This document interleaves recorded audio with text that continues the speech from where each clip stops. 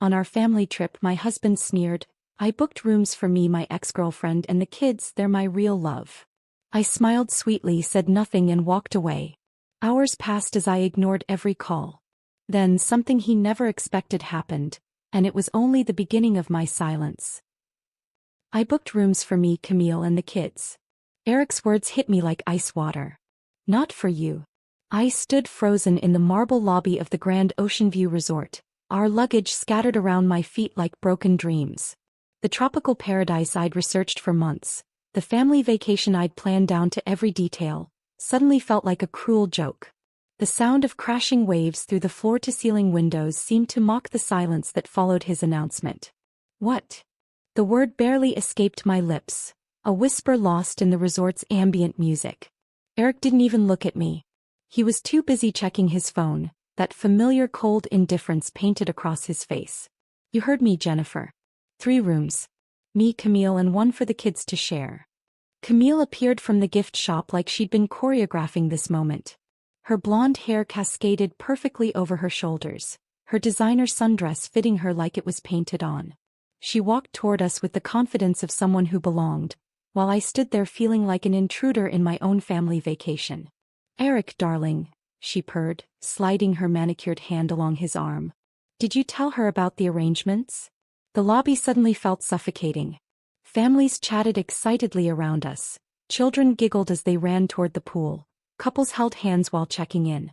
Everyone looked like they belonged in this picture-perfect scene. Everyone except me. "Mom." Charity's small voice cut through the tension. At 8 years old, she was the youngest, still young enough to sense when something was wrong but not old enough to understand the adult games being played around her. "Where are we sleeping?" Chase, my 14-year-old, shifted uncomfortably beside his little sister. His eyes darted between his father and me, the weight of loyalty pressing down on his teenage shoulders. Jeffrey, at 16, had learned to retreat into his phone during these moments, but I caught him glancing up, watching. "Your mom will figure something out," Eric said dismissively, signing the registration paperwork with theatrical flourishes. "She's resourceful." Camille extended her designer purse toward me with a smile that didn't reach her eyes. "Be a dear and take this up for me? Room 412. She spoke to me like I was hired help, her voice dripping with fake sweetness that made my skin crawl. I stared at the purse for a moment that stretched like eternity. Every instinct screamed at me to throw it back at her, to cause a scene, to fight for my dignity in this marble-clad battlefield. That I took it. The leather felt cold against my palms. "Jennifer's always been so helpful," Eric said to Camille, loud enough for nearby guests to hear. "She loves taking care of everyone else's needs." The children watched this exchange with growing discomfort. Charity tugged at my dress, sensing the tension but not understanding its source. Chase cleared his throat awkwardly. Jeffrey typed faster on his phone, his face reddening. At dinner, the resort's 5-star restaurant became my personal hell. The maitre d' had seated us at a prime ocean view table, the kind I'd specifically requested months ago when booking this trip. Camille sat beside Eric, her hand possessively resting on his thigh while she ordered the most expensive items on the menu. "You know what Jennifer is?" Eric announced to our table, his voice carrying that familiar tone he used when he thought he was being clever. "She's like extra luggage. Always there, always taking up space, but you're never quite sure why you brought her along." The words landed like physical blows. Chase choked on his water. Charity looked confused, glancing between her father and me. Jeffrey's fork stopped midway to his mouth. Even nearby diners turned to look, sensing the cruelty in Eric's tone. I felt heat rise in my cheeks, that familiar burn of humiliation that had become too frequent in recent months. The other families around us were laughing, sharing stories, creating memories. We were performing a twisted theater piece where I was the unwilling tragic character. "Dad." Chase started, his voice cracking slightly. "What?" Eric laughed, cutting him off. "It's just a joke. Your mom knows I'm kidding." He looked at me expectantly, waiting for me to play along, to smile and laugh at my own degradation. I didn't smile. I didn't laugh. I didn't speak. Instead, I placed my napkin on the table with deliberate precision. I stood slowly, feeling every eye at the table follow my movement. The restaurant's ambient chatter seemed to fade as I pushed back my chair. "Where are you going?" Eric's voice carried a note of surprise. He wasn't used to me leaving without explanation, without permission. I looked at him for a long moment, memorizing his face, the way his eyebrows furrowed with confusion, the way Camille's hand tightened possessively on his arm. I looked at my children, their faces reflecting worry and embarrassment and something else. Maybe respect. Then I walked away. My phone started ringing before I even reached the lobby. Eric's name flashed on the screen again and again. I let it ring. In the elevator it rang. Walking down the hallway to my hastily booked room it rang. As I slid the key card and stepped into my sanctuary, it continued its desperate song. I powered it off. Alone in the quiet luxury of my ocean view suite, paid for with my own credit card, I opened my laptop. The familiar glow of the screen illuminated my face as I logged into our financial accounts. The ones Eric assumed he controlled, the ones he'd forgotten were actually in my name. As I scrolled through investment portfolios, business accounts, and property deeds, I realized something profound. Eric had just made the biggest mistake of his life. He'd pushed me too far, humiliated me too publicly, forgotten too completely who actually held the power in our relationship. My silence tonight wouldn't be weakness. It would be strategy. The laptop screen glowed in the darkness of my hotel room as I began dismantling 12 years of financial entanglement. My fingers moved across the keyboard with surgical precision, each keystroke calculated and deliberate. Eric had always bragged about being the breadwinner, the business mastermind, the financial genius of our household. What he'd conveniently forgotten was that I held the actual keys to the kingdom.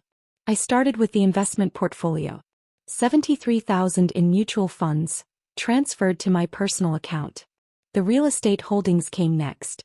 Our vacation rental properties in Colorado, the ones Eric loved to mention at dinner parties as his investments, were actually titled under my name for tax purposes. I initiated the paperwork to convert them to my sole ownership. The business accounts proved more complex but not impossible. Eric's consulting firm, the source of his endless ego trips, operated under an LLC I'd established years ago. He'd been so focused on playing the big shot that he'd never bothered to examine the legal documents I'd prepared. Every signature, every filing, every crucial piece of paperwork had been handled by me while he schmoozed clients and took credit. My phone buzzed with another missed call from Eric. 27 attempts since dinner. I glanced at the screen and powered it off completely. At 11:47 p.m., I dialed my attorney's emergency line. Margaret Chin had been our family lawyer for years, but tonight she was solely mine. Jennifer? What's happening? It's nearly midnight. Margaret, I need to file for legal separation. Tonight. Can you start the paperwork? Her voice sharpened with professional focus. Tell me everything. I recounted the evening's humiliation, the calculated cruelty, the way Eric had paraded his affair partner like a trophy while reducing me to hired help. Margaret listened without interruption, occasionally taking notes. We'll need documentation of financial assets, evidence of emotional abuse, and a comprehensive separation agreement, she said. How quickly do you want to move? Immediately. I want him served before he realizes what's happening. Jennifer, this is a significant step. Are you certain?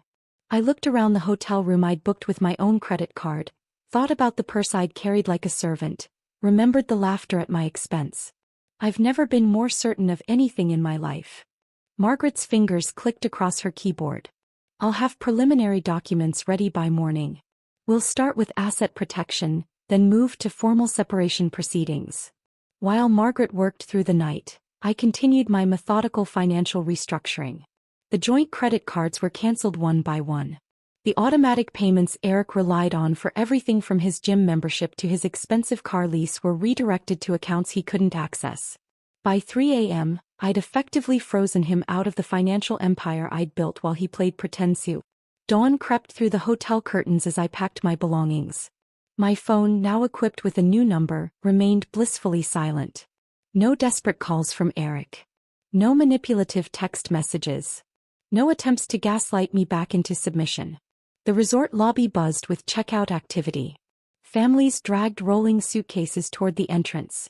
Children complained about leaving paradise. Couples discussed their flights home.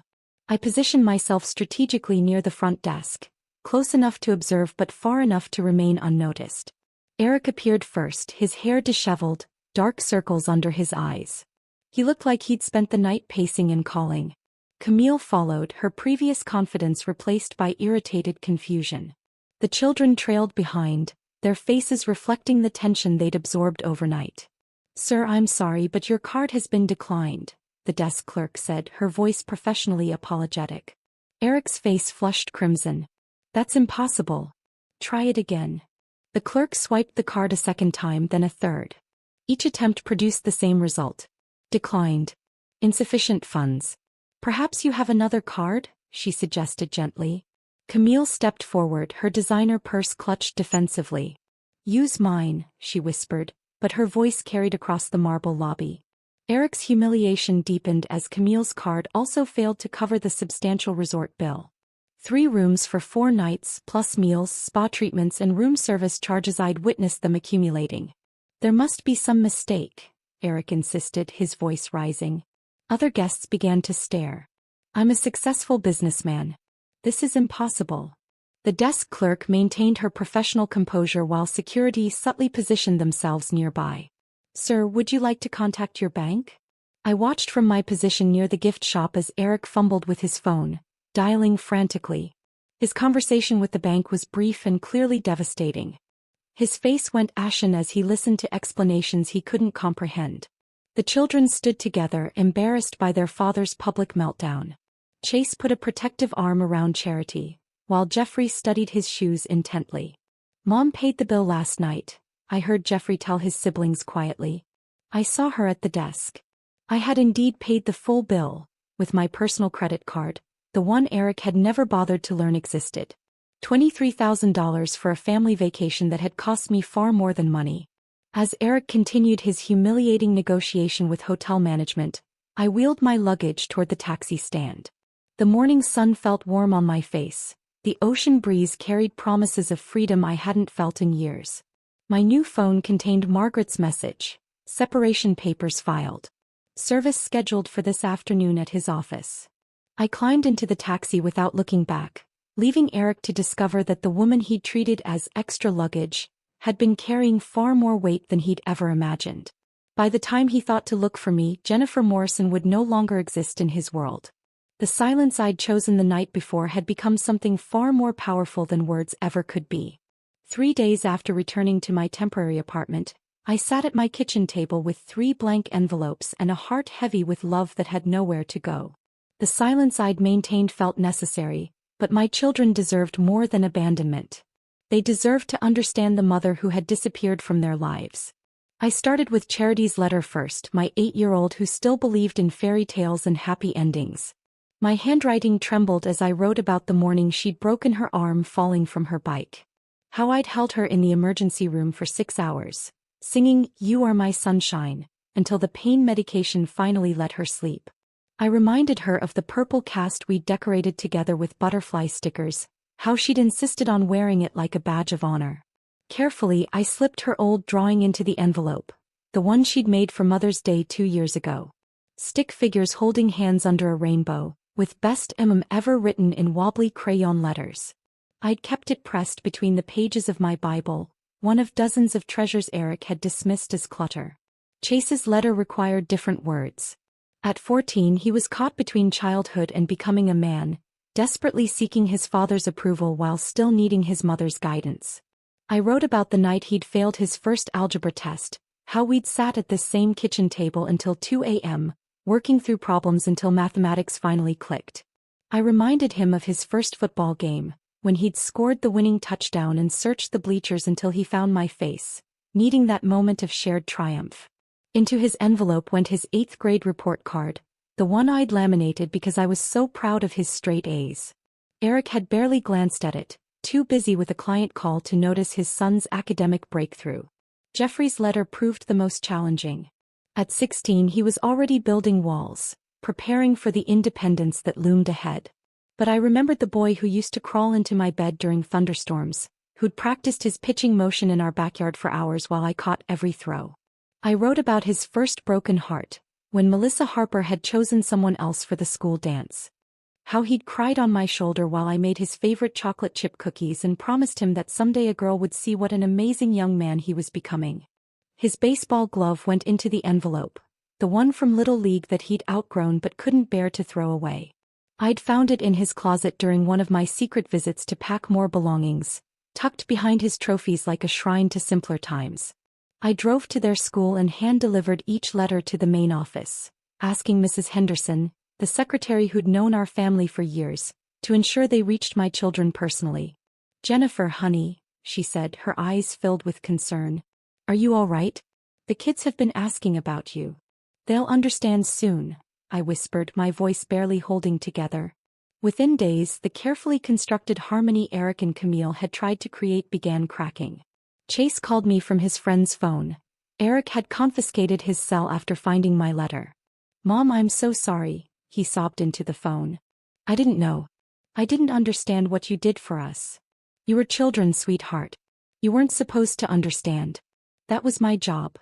Through Chase, I learned about the chaos erupting at home. Camille had moved in completely, rearranging furniture, throwing away family photos, trying to erase my presence while establishing her own dominance. But children don't forget so easily.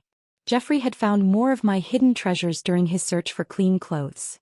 A journal I'd kept documenting each of their milestones, photos from every birthday party I'd planned, certificates I'd earned from parenting classes I'd taken to be better for them.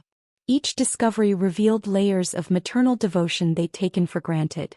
"She doesn't listen to us like you did," Chase whispered during another stolen phone call. "When Charity has nightmares, Camille just tells her to grow up. When Jeffrey talks about college, she changes the subject. She talks at us, not to us."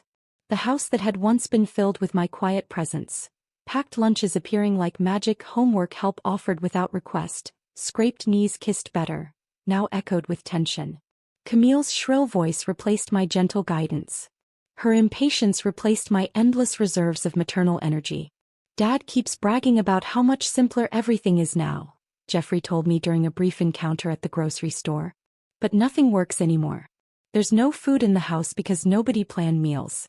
My baseball uniform wasn't clean for yesterday's game. Charity cried for an hour because she couldn't find her favorite stuffed animal. The stuffed animal was in my apartment. I'd grabbed it during one of my packing trips, knowing she'd need its comfort." "Mom," Jeffrey's voice cracked slightly. "Can you come back? Just for Charity?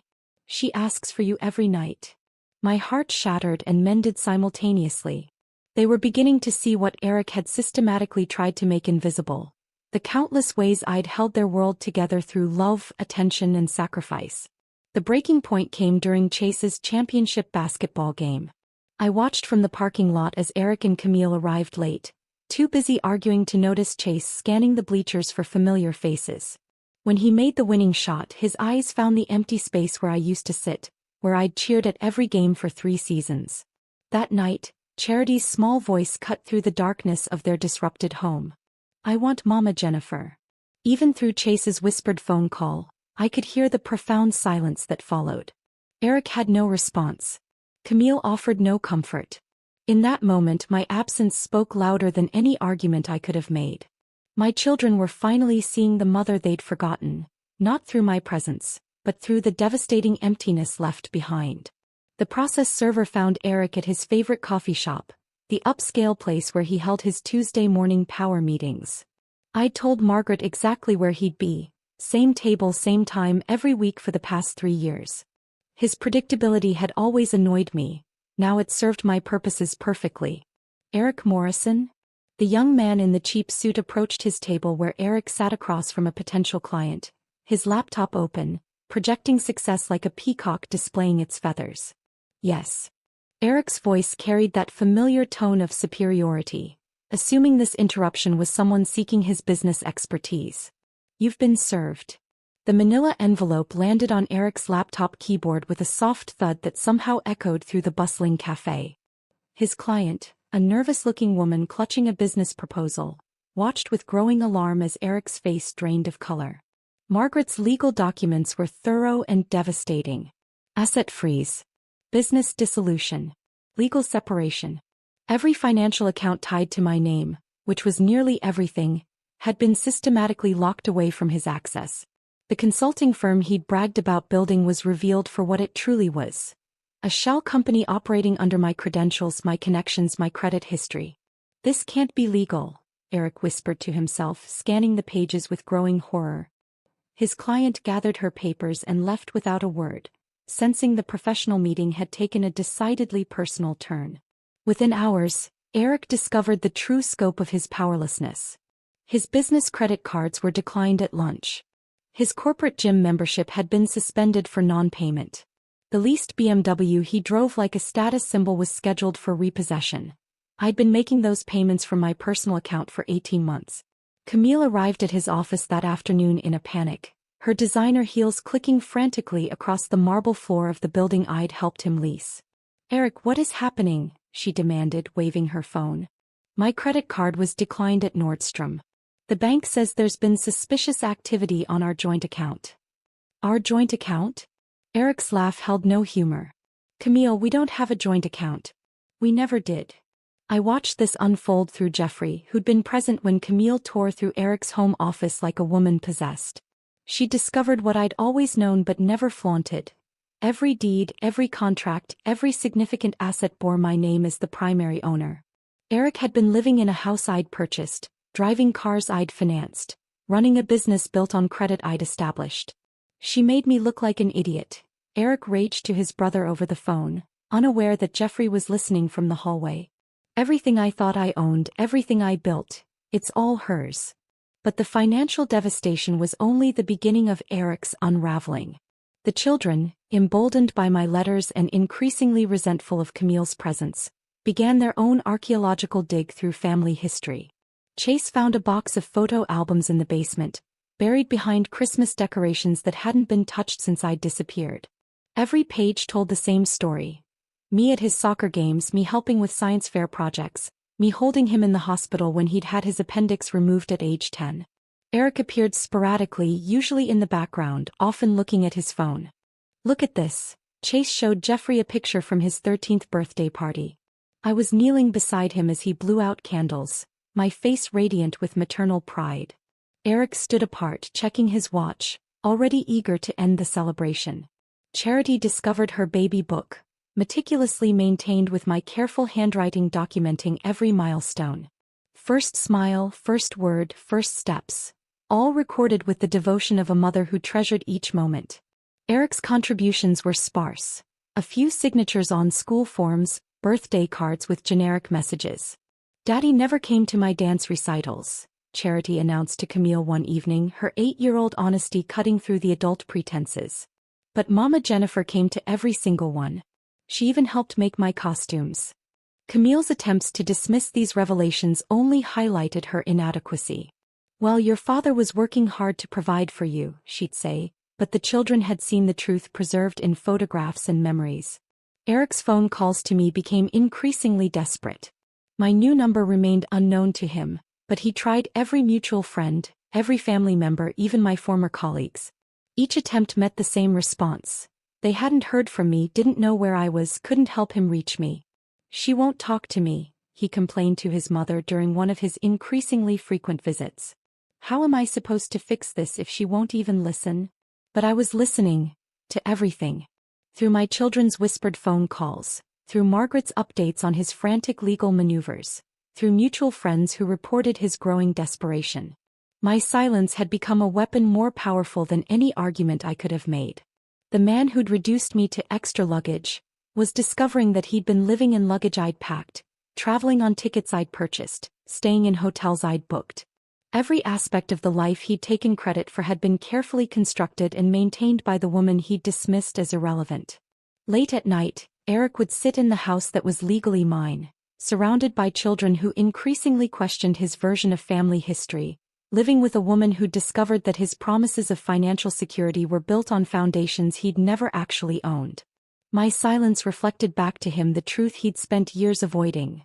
Without me, Eric Morrison was nothing more than an elaborate fiction, a character playing a role in a story someone else had written.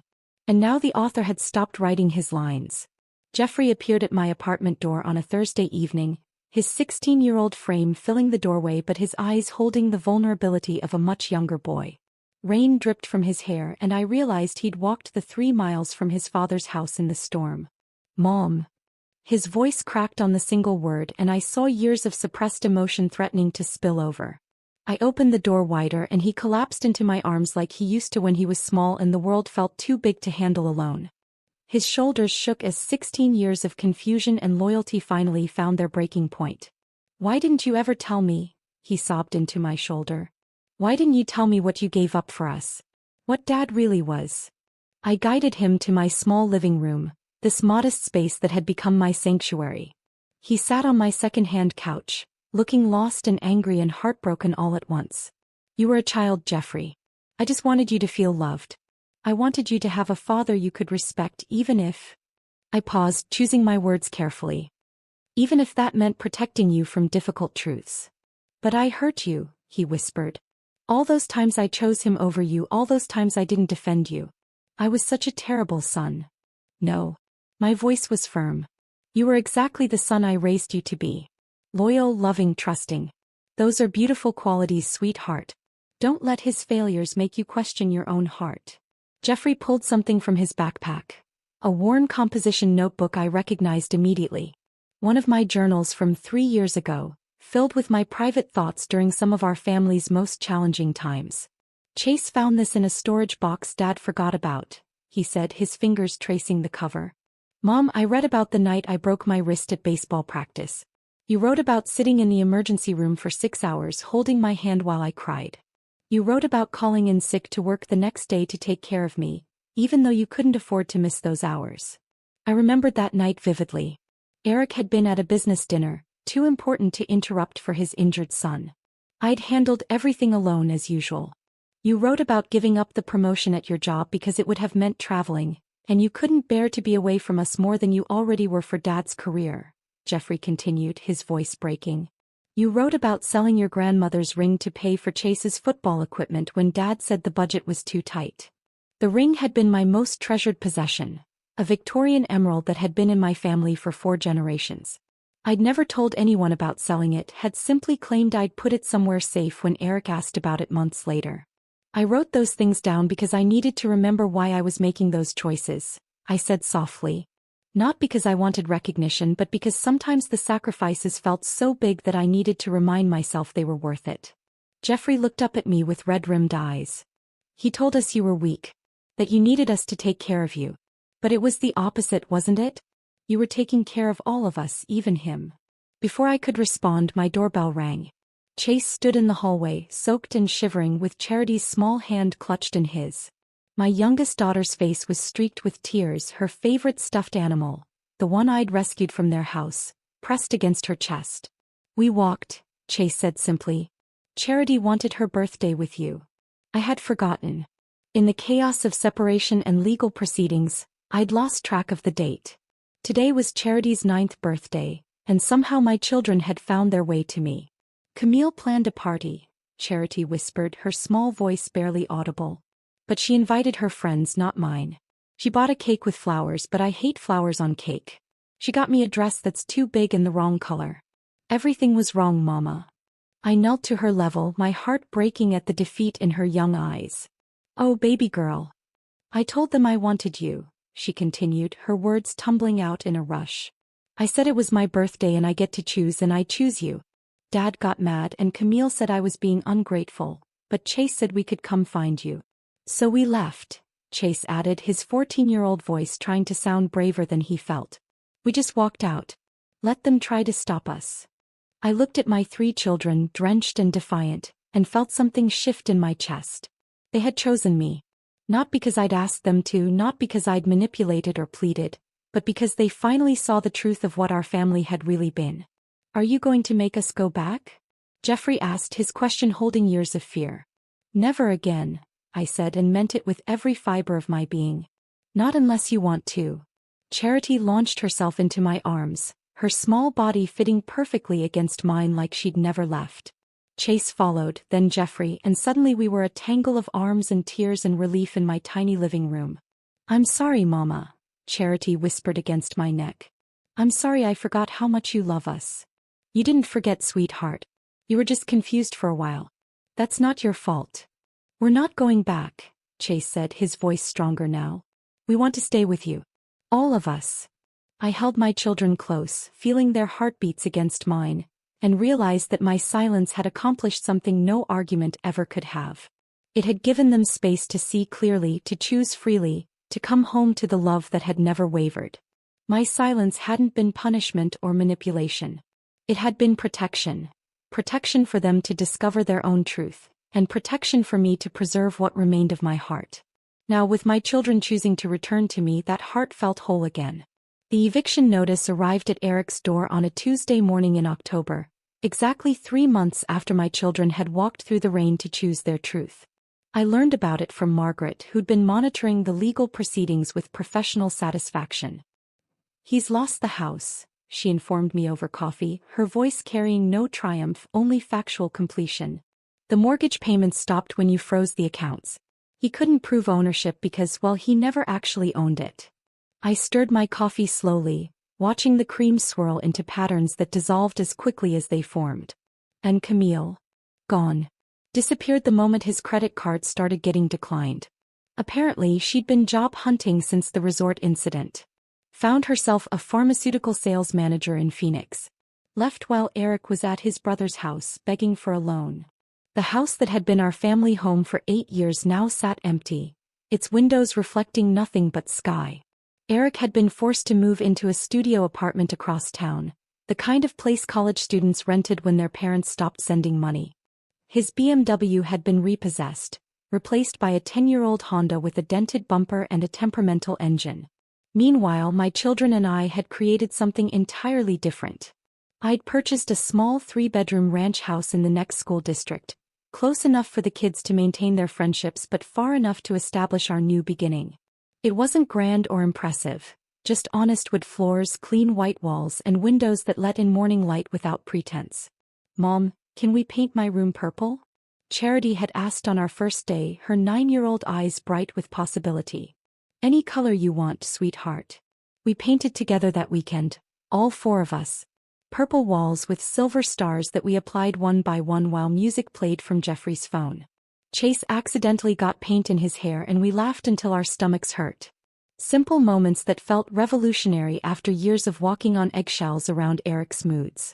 The boys shared the larger bedroom not because we couldn't afford better, but because they'd chosen to.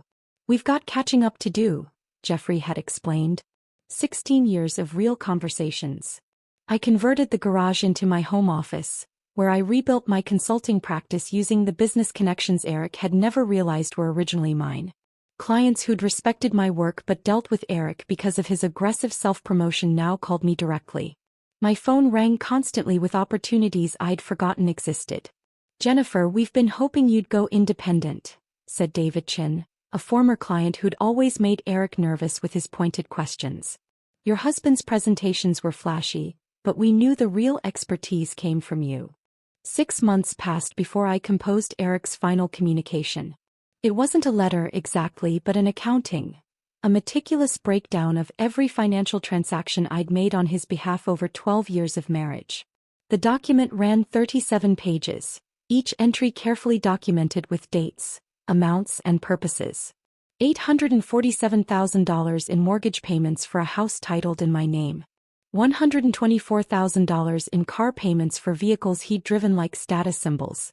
$67,000 in credit card debt accumulated for his business lunches, golf memberships, and clothing designed to project success he'd never actually achieved.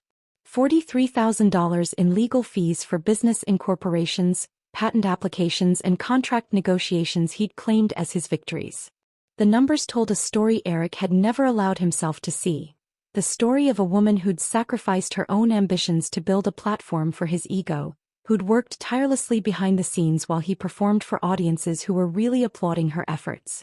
But the financial accounting was only the beginning. I'd also included non-monetary contributions, 2,190 hours of unpaid administrative work for his consulting firm, 847 client dinners where I'd played the charming wife while actually steering crucial business conversations, 156 parent-teacher conferences attended alone because his schedule was always more important. The final page contained only 2 sentences. "My silence was never weakness. It was protection from you." I mailed the envelope on a Thursday, using certified delivery to his cramped apartment. According to the tracking information, he'd signed for it himself at 2:47 p.m. on Friday afternoon. He never responded. That weekend, while my children and I planted a vegetable garden in our backyard, Eric sat in his empty studio apartment reading and rereading the documentation of his hollow existence. Jeffrey later told me that his father had called him, voice shaking, trying to explain or justify or somehow minimize what the numbers revealed. He kept saying you were being vindictive, Jeffrey reported during one of our evening walks around the neighborhood. But I read those papers, Mom. You weren't being mean. You were just being honest. Honesty can feel cruel to people who've been living in fantasy, I replied, watching Charity chase fireflies in our front yard. By December, Eric had stopped trying to contact us altogether. His weekly attempts to arrange visits with the children had dwindled to monthly, then disappeared entirely. The man who'd once demanded center stage in every family drama had finally learned the power of silence, not by choice but by consequence. On Christmas morning, as my children opened presents in our modest living room, Eric woke up alone in his studio apartment to the sound of upstairs neighbors arguing. The silence he'd once imposed on me had become his permanent companion, echoing through rooms that held no laughter, no warmth, no evidence that love had ever existed within those walls. I watched my daughter carefully arrange her new art supplies, my sons debate strategy for the board game they'd unwrapped, and realized that silence, wielded with purpose, had given us everything we'd never known we were missing. Eric's world had shrunk to the size of his understanding, small, empty, and profoundly quiet. Ours had expanded beyond measure. If this story of silent revenge had you hooked, hit that like button. My favorite part was when Jennifer quietly dismantled Eric's entire world from her hotel room while he thought she was just extra luggage. What was your favorite moment? The declined credit card? The kids choosing her? That final envelope of truth? Drop it in the comments below and subscribe for more stories.